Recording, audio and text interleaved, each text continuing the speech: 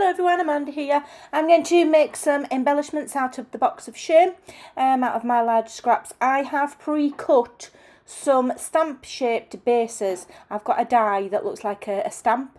If you don't have something like that, you can use pinking shears, and then mine measure approximately 2.5 by 2.25. And then I'm going to make square shapes to go inside to layer in at 2 by 2.25 by 1 7/8 was the measurement, just so they just sit inside and you can see outside. I've got a selection of stamps, I've got loads of bits and bobs, I've got some die cuts that are left over from previous projects, I've got my boxes of oddments, which are things that I've collected, that I've printed out, and just having a look, see what we can come up with. I end up using some leftovers from a kit called Nature's Remedy, which was a collaboration kit by Tracy Fox Creatives and Artie Mays. So here I'm just searching through my box of shame to see what I've got. I should know by now, I've searched through it enough. And I've got a collection of things, and then I've got a choice. So here I end up trimming down this scrap of digital paper. It does turn out that I've actually cut them too large, so I end up having to retrim them later. I don't think I know where my brain's at the moment. So yeah, these need to be, I think, 2 by 1 7/8 or 2.25 by 1 7/8.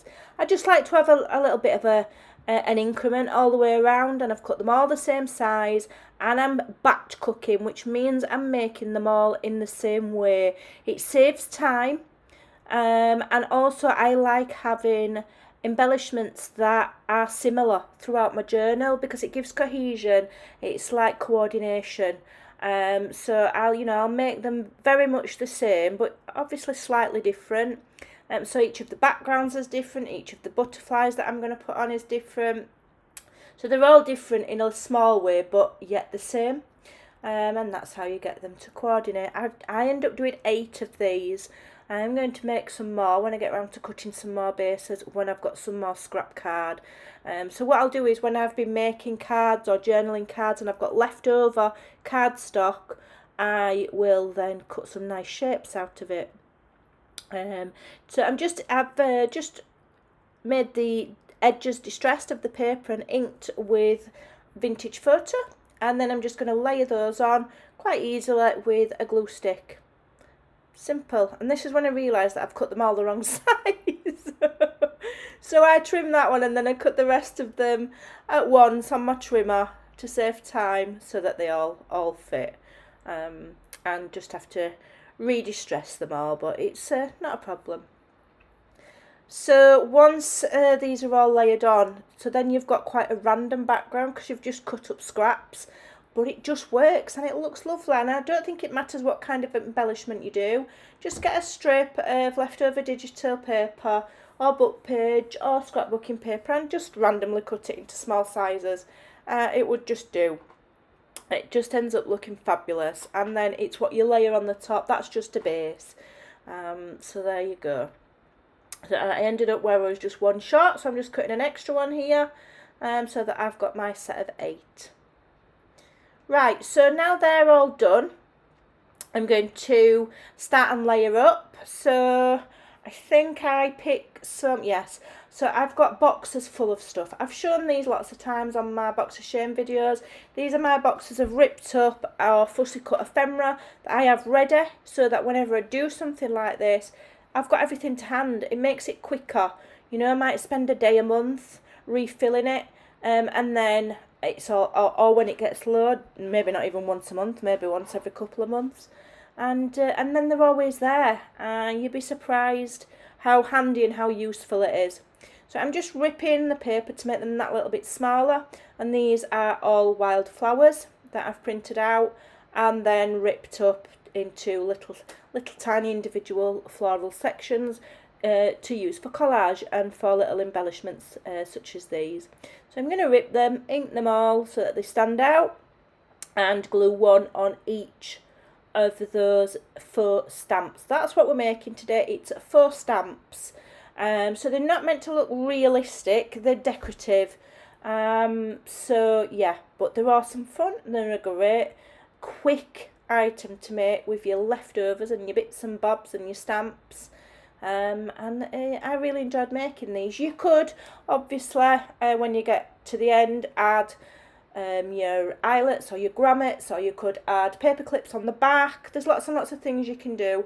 I tend to store them all in my basket of finished ephemera, and then as I'm doing the journal, if I decide I want a paper clip on one, I'll add one. If I decide that I want to just use one as an extra embellishment on a pocket or a tag, then they're there. But yeah, I'll leave them flat and add anything further at a later date to suit myself, rather than making them all into paper clips and then deciding that I don't want them all as paper clips. Okay, so it's just easier that way.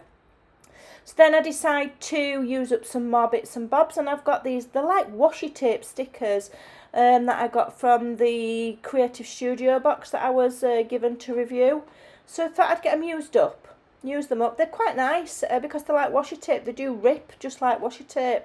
They're quite fun, and they're kind of almost see-through, so they don't block out what is behind, so you can see each layer. So I've nearly used all of those up now, so they're not hanging about, and they're helping me make pretty embellishments for further journals or tags. There we go. So then I decide I want to do some stamping. I really love this stamp. It's one of my favourites. I'll never let it out of my collection. And it's like a fancy frame. I try and decide which colour to go for, and I decide to go for the purple. Because some of the flowers on there have like lilac. And so I thought if I use the purple, it will draw that lilac out. And it does. It looks beautiful. And it really adds like a vintage look to them. It's really pretty. Now, obviously, you might not have the same stamp. It's an old retired one. Just use what you've got. You know, if you've got something else that looks nice, or that's a little kind of vintage, then add that. Then I've got these little postage themed stamps that my friend Kim gave me. And so I'm using one little one that's a very, very tiny little stamp, but sometimes the little tiny details just make something. And then the other postage one is free from a magazine. I'm just having to glue it to the block with a glue stick because it don't want to stick. And then I'm batch cooking, so I'm going to do the same thing to every single one. It makes your process quicker. And, you know, if you come up with an idea, why try and redo it and make something new every time? Use the same idea over and over. It's fine. And I would put a few of these in one journal, so like I say, you've got coordination. And then I've got the wavy postage line stamp that I got free from a magazine. So I'm doing that second generation, which means I'm stamping off onto my paper first so that it's lighter when I stamp it on the embellishment. Then I faff about for about 10 minutes deciding which butterflies to use. Because I don't want them too large, I don't want the colours to clash with the purple stamping. And so, you know, it takes me quite a while to decide which ones to pick. I'm terrible with butterflies. They've got to be right or it bothers me. But I eventually find some that go nicely. Just ink them all, and they just nestle nicely in the little purple stamped frame that I've done. You can see, really can't make my mind up when it comes to butterflies. Like I say, they've got to be right or I don't like them. I've got quite a collection of them. I'm a little bit of a butterfly hoarder. Absolutely love them. And I think that if you're doing vintage, they go with everything, don't they? Put a butterfly on it. You can't go wrong.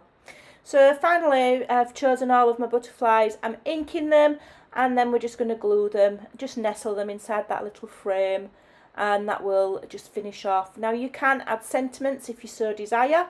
Again, this is one where I thought I will add them as I go, because I don't know what kind of journal they're going to go in. So I would add my sentiments to suit. So yeah. So there we've just about completed our set of 8. And they're awesome fun, very quick and easy to make, and they'll look really, really pretty. Nice, full decoration, lots of things to look at. So there you go, hope you enjoyed those. I hope you'll give them a try. Thanks for watching, I'll see you soon. Bye!